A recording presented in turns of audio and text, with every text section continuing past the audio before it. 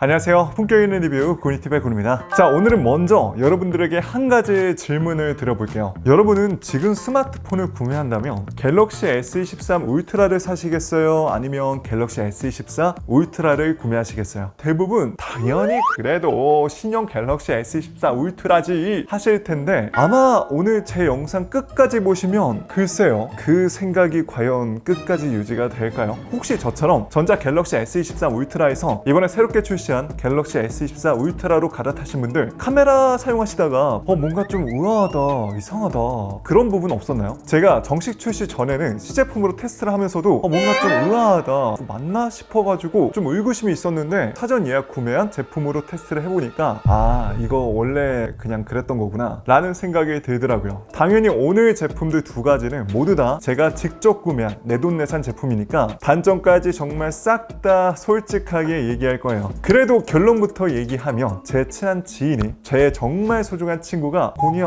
S23 울트라 살까 S24 울트라 살까 라고 한다면 저는 그래도 갤럭시 S24 울트라를 사라고 추천할 겁니다. 그 이유에 대해서 제가 무려 미국 스탠퍼드 대학까지 다녀와서 비교한 자료를 토대로 아주 머리부터 발끝까지 속 시원하게 긁어 드릴게요. 저도 사실 비교해보고 정말 깜짝 놀랐습니다. 그럼 지금 바로 시작합니다. 첫 번째는 디자인과 디스플레이예요. 솔직히 저는 이 부분에 대해서는 갤럭시 S24 울트라의 완전 극호입니다. 이번에 갤럭시 S24 울트라는 갤럭시 최초로 측면에 티타늄 소재가 들어갔는데, 확실히 전작보다 훨씬 더 고급스러운 느낌이 나서 좋더라고요. 촉감도 더 부드러운 건 덤이고요. 하지만 아마 대부분 이렇게 생폰으로 쓰시는 분들보다 아이고 내 새끼 앞으로 2-3년 동안 잘 부탁해 해가지고 케이스를 씌워서 많이 쓰실 텐데요. 그때 갤럭시 S24 울트라가 훨씬 더 좋다는 게 표가 납니다. 바로 더 플랫해진 디스플레이. 지금은 엣지가 좀 있긴 한데 아주 조금 있다 없다 싶을 정도로 굉장히 미미하게 있어요. 저는 솔직히 맨 처음에 한 2014년도인가 삼성이 처음으로 엣지 디스플레이를 든 그 갤럭시가 나왔었는데, 그때 당시에는 너무 신기하고 그게 훨씬 더 고급스러워 보이는 거예요. 왜냐면 기존의 핸드폰들은 그런 게 없었으니까. 그런데 이제는 뭔가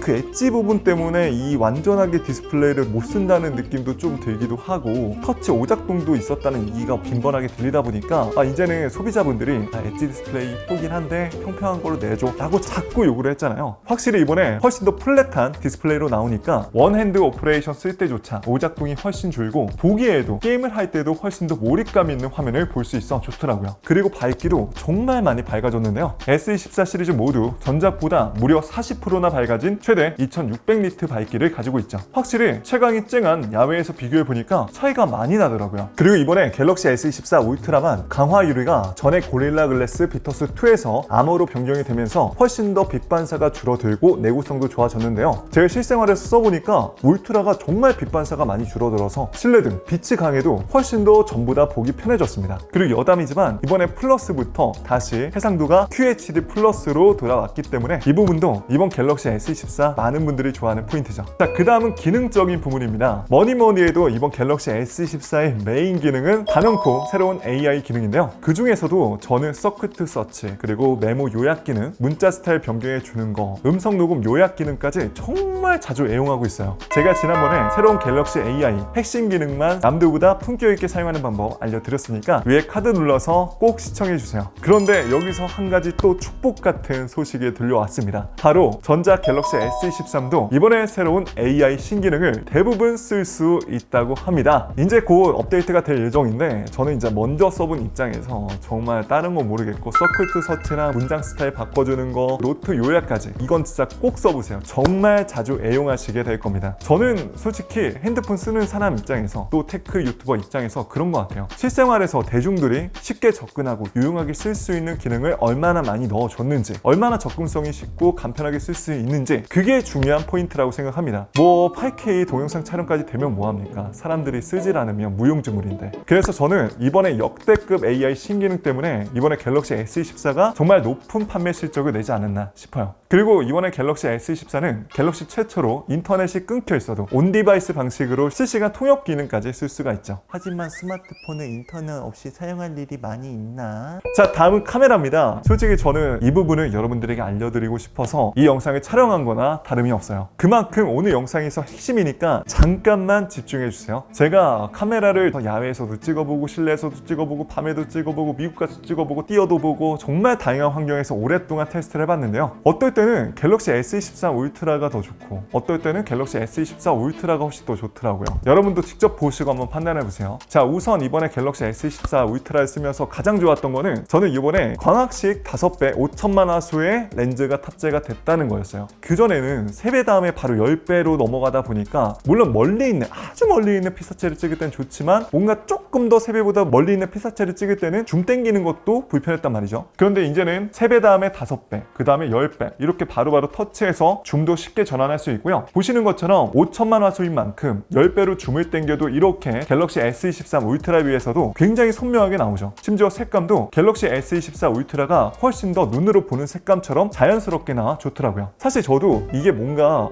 그래도 아무리 뭐 화소수가 높다고 해도 광학식하고 이거는 하이브리드로 줌을 땡긴 건데 좀 차이가 나지 않을까 싶어서 몇 번이고 다시 찍어봤는데요. 갤럭시 S24 울트라가 더 좋으면 좋지 절대 선해도가 뒤처지지 않습니다. 다만 갤럭시 S24 울트라가 전작보다 약간 좀 다크하게 나오는데 색감은 갤럭시 S24 울트라가 우리 눈으로 보는 것처럼 그 색감 그대로 나와요. 그리고 보이시나요? 같은 조명 아래에서도 갤럭시 S24 울트라가 더 노이즈가 억제되고 조명의 느낌도 우리 눈으로 보는 느낌처럼 선명하게 나옵니다. 주변의 테두리도 그렇고요. 특히 5천만 화소로 찍었을 때는 희한하게 더 이 빛 부분에 대해서도 잘 못 잡고 심지어 줌도 갤럭시 S24 울트라가 5천만 화소에서 훨씬 더 줌을 당겨서 찍을 수가 있어요. 하지만 한 가지 여기서 좀 의아한 부분이 나오는데 바로 사진을 찍었을 때입니다. 사진에서 똑같은 줌으로 촬영을 했는데 갤럭시 S23 울트라가 글자가 훨씬 더 선명하게 나오죠. 그리고 다른 사진도 확대해보면 확실히 선회도 차이가 좀 더 디테일한 부분이 갤럭시 S23 울트라가 잘 보였습니다. 그런데 저는 또 그래요. 이렇게 우리가 솔직히 테스트 말고는 확대해서 이렇게